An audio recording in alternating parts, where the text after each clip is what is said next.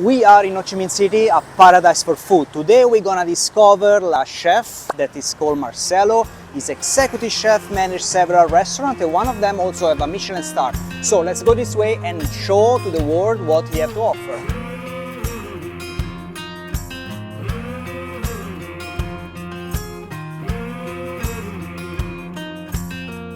Ciao! Ciao, grande. How are you? Good.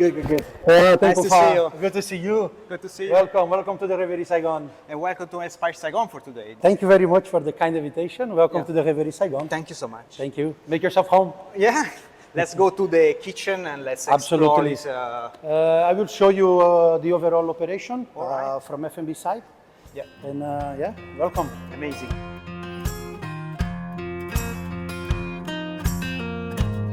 We'll just quickly show you the daily routine. Since we are at the long lounge, it's part of our duty to ensure everything is fine for the daily operation. We have a special demand for tonight. Good morning, guys. Good morning, Please sir. get around, quick chat. This is this is the long lounge, Miss Win. Come here, please. Don't be shy with the camera. My sous chef here, soon to be chef de cuisine for this outlet. She's my right hand arm for the operation of this outlet. So that's it. I just want to go through tonight's menu. I assume everything's okay.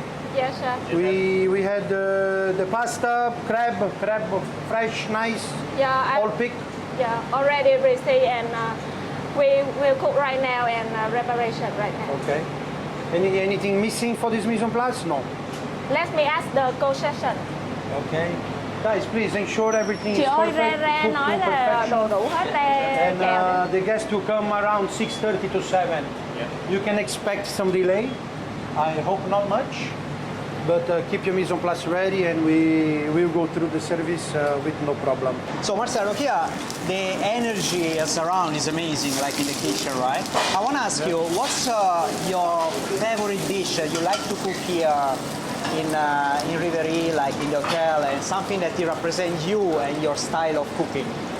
I think the newborn baby is always the ones we get more attached to. Yeah. As you know, here we have a cocktail lounge coming up, and one of the things we do here is some tapas.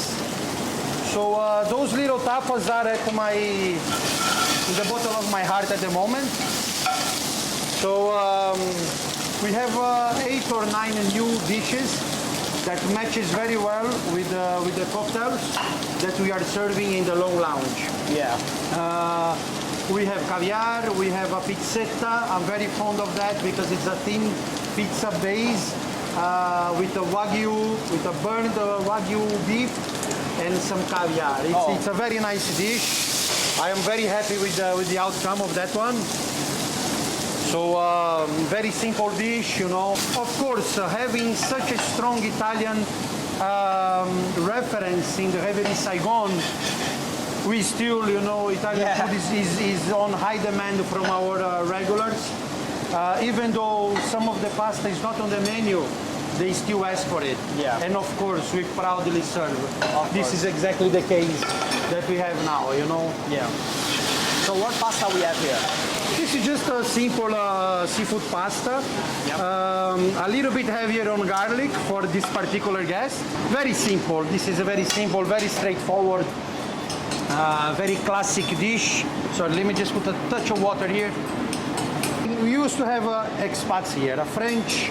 We used to have Italian, but now it comes down on me. We are looking for a new guy upstairs in our all-day dining, Café Cardinal, to support me with Western operation, Western dishes.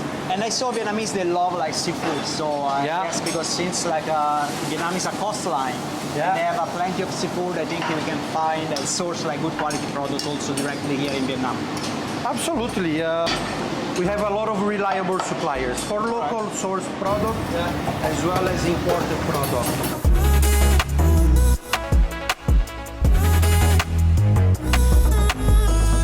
Okay, so show me the restaurant, you know, where We had a small, we moved a little bit from the previous setup Yeah.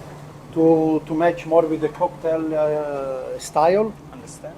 We put some extra couches, we put some sofas here, which is something we did not have before. Yeah. And to look more cozy, you know. Yeah. From Wednesday to Friday, we have a DJ that plays here. It's not a disco. Is kind of like a speakeasy. Please have a seat. Thank you. Thank you. And kind of like a speakeasy, but not too easy, but not a nightclub. Something Okay. in between. And I think it can work well. You know, we are just starting to. We never had in the Reverie Saigon a cocktail bar, so it's an extension of the long bar. Okay. But a little bit more upscale with some cocktail. We have a Different bar decor. manager, yes, and of course the food, the tapas is a little bit different. It's not so casual as the long terrace. Yeah. Marcelo, you've been cooking around the world in so many different countries. You know, what bring you and why you choose Vietnam and Reverie Saigon for your culinary adventure? It's a very interesting question because I've always, working around the world, always you have the curiosity of how it's Asia. Yes. Asian food is always exotic. It's always seen as something, and yet so far. So of course the willing to come to Asia was always there as a professional. But I joke now that I think Vietnam or the Reverie Saigon, they choose me. Okay. It's not that I choose here. And eventually it is true because when I came to the country it was for a steakhouse, which I'm very familiar with, for my culinary background and origins and all that. But and then I was driven into the Reverie Saigon by our previous chef, Giovanni, which left his footprints, very important remarks on the Reverie. So I was lucky enough to have his mentoring and have the chance from the group, from the company, to perform in the Reverie. Okay. So that's one of my prides, and it was a career-changing fact because I've always worked in freestanding restaurants, independent restaurants, whereas now I see myself building a career in the hotel industry. So what we are doing here is one of the dish that I mentioned earlier. This is a Wagyu beef. This is a good quality Wagyu beef, which is simply melt the fat a little bit and give it this hint of smokiness to it, and nothing more than that. A little bit of seasoning, of course. It's a dish that I got inspired recently from one of my trips abroad. So we have a bit of fondutta di formaggio qui. Is a cheese, light cheese fondue, which then we top with the Wagyu. This is a very delicate flavors because the fondutta is not strong. We are quite generous on the amount of caviar. Last but not least, we will put also some, finalize with some grana padano.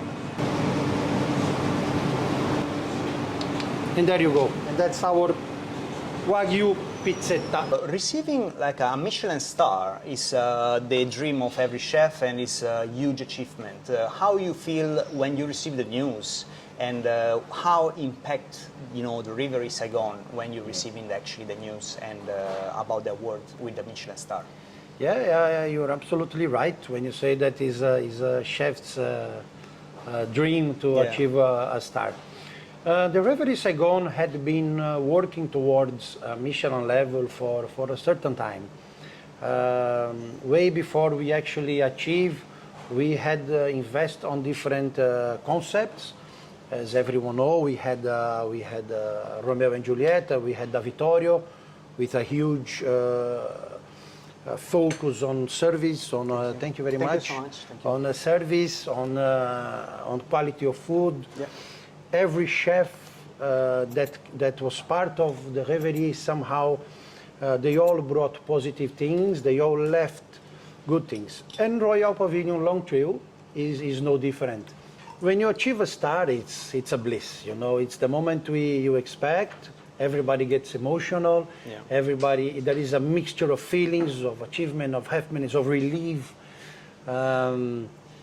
But indeed, we have to, the next day you wake up and you have to get back in the kitchen and say, I have to maintain it.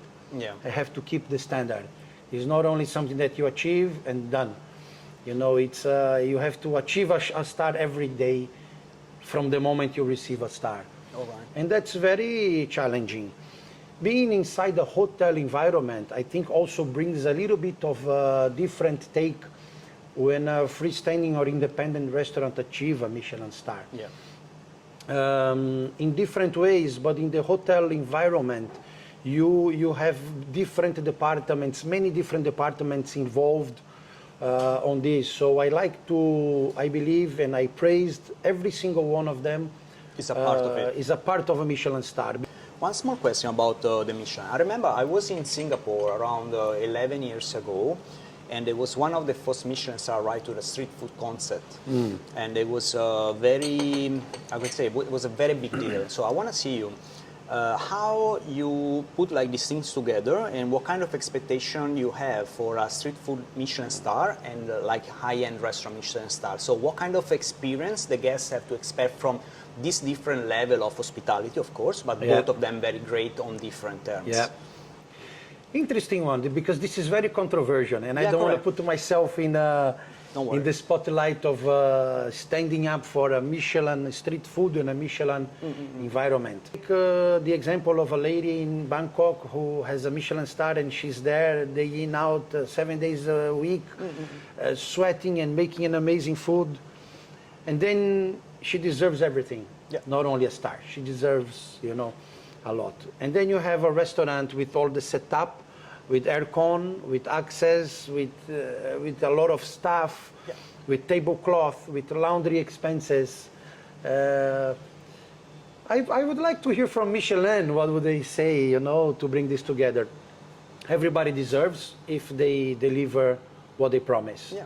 You know, either it's street food or a restaurant itself. It's just different experience. Different experience, all amazing with particular things, all deserve. But yeah, it's a discussion, very delicate. There is a very thin line between what is considered from the award. All right, just a quick reminder. You can see we have a beautiful team of young people, enthusiasts, passionate, and this is what it takes. It's not an easy career. It's not an easy industry. It's hot. It's long hours. I'm here for a few minutes. I'm sweating. I am very happy with what I see in the industry in Vietnam. I see a lot of young talents and working hard, driving trends, not only following trends, all over Saigon, all over Vietnam. So that's a thumbs up for the young talents. Keep going, keep strong, and you all succeed, I'm sure.